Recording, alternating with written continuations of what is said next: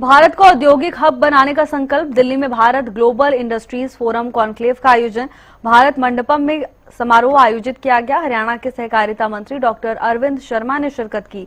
उद्यमियों, निवेशकों और पॉलिसी मेकर संग संवाद।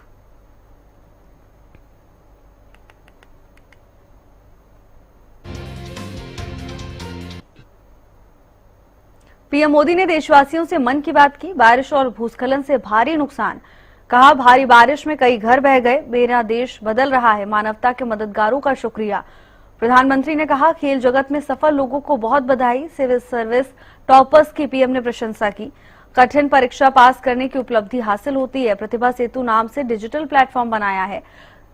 पोर्टल पर 10,000 से ज्यादा युवाओं का डेटा बैंक। फाइनल में एग्जाम क्रैक नहीं करने वाले युवाओं का डेटा। कंपनियां इन युवाओं को रोजगार दे सकती हैं। पॉडकास्ट का फैशन है। मैंने भी पॉडकास्ट में हिस्सा लिया। प्रधानमंत्री ने कहा, जर्मनी के खिलाड़ी को मेरे विषय ने प्रेरित किया।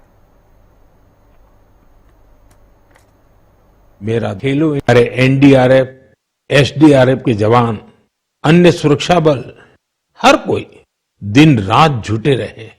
जवानों ने तकनीक का सहारा भी लिया है। थर्मल कैमरे, लाइव डिटेक्टर, स्नीफर डॉग्स और ड्रोन सर्विलेंस ऐसे अनेक आधुनिक संसाधनों के सहारे राहत कार्य में तेजी लाने की भरपूर कोशिश की गई। इस दौरान हेलीकॉप्टर से राहत सामग्री पहुंचाई गई। घायलों को एयरलिफ्ट किया गया। आपदा की घड़ी में सेना मददगार बनकर सामने आई।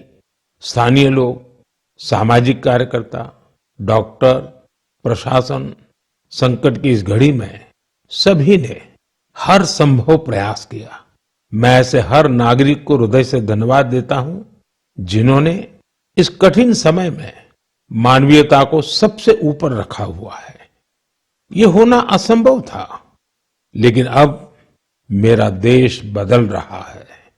ये मैच रॉयल प्रीमियर लीग का हिस्सा है, जिसमें जम्मू कश्मीर की अलग अलग टीमें खेल रही हैं।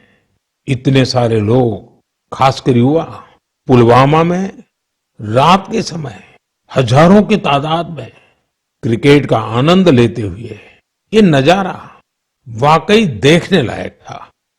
साथियों, दूसरा आयोजन जिसने ध्यान खींचा वो है देश में हुआ पहला खेलो इंडिया वाटर स्पोर्ट्स फेस्टिवल, और वो भी श्रीनगर की डल झील पर हुआ। सचमुच ऐसा उत्सव आयोजित करने के लिए ये कितनी खास जगह है। इसका उद्देश्य है जम्मू कश्मीर में वाटर स्पोर्ट्स को और लोकप्रिय बनाना। इसमें पूरे भारत से 800 से अधिक एथलीट्स ने हिस्सा लिया। महिला एथलीट्स भी पीछे नहीं रही। उनकी भागीदारी भी लगभग पुरुषों के बराबर थी। मैं उन सभी खिलाड़ियों को बधाई देना चाहता हूं जिन्होंने इसमें भाग लिया। विशेष बधाई मध्य प्रदेश को, जिसने सबसे ज्यादा मेडल जीते। उसके बाद हरियाणा और उड़ीसा का स्थान रहा। और इसलिए ही तो मैं कहता हूं, जो खेलता है वो खिलता है। हमारा देश भी जितनी टूर्नामेंट खेलेगा उतना खेलेगा। आप दोनों खिलाड़ियों को, आपके साथियों को मेरी बहुत बहुत शुभकामनाएं। प्रतिभा सेतु में उन उम्मीदवारों का डेटा रखा गया है जिन्होंने यूपीएससी की अलग अलग परीक्षाओं के सभी चरण पास किए, लेकिन अंतिम मेरिट लिस्ट में उनका नाम नहीं आ पाया। इस पोर्टल पर 10,000 से ज्यादा ऐसे होनहार युवाओं का डेटा बैंक मौजूद है।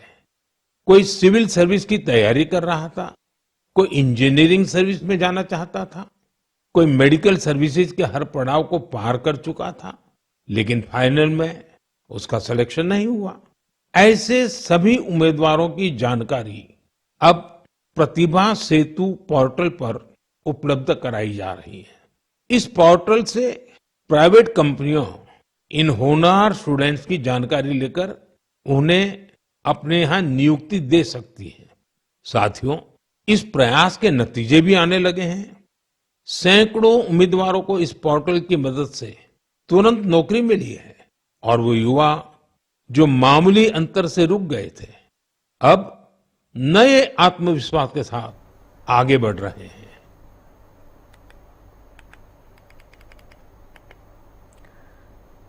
प्रधानमंत्री नरेंद्र मोदी ने मन की बात की।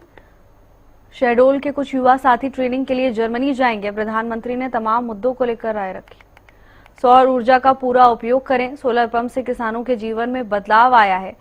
बता दें कि प्रधानमंत्री नरेंद्र मोदी ने 125वें एपिसोड में तमाम मुद्दों को लेकर राय रखी है। इस दौरान उन्होंने प्राकृतिक आपदाओं से लेकर खिलाड़ियों तक हर एक विषय पर देश के साथ चर्चा की। साथ ही खिलाड़ियों से बातचीत करते हुए भी प्रधानमंत्री नजर आए। भारी बारिश में कई घर बह गए। प्रधानमंत्री ने कहा, मेरा देश बदल रहा है। मानवता के मददगारों का शुक्रिया अदा करते हुए भी प्रधानमंत्री नजर आए।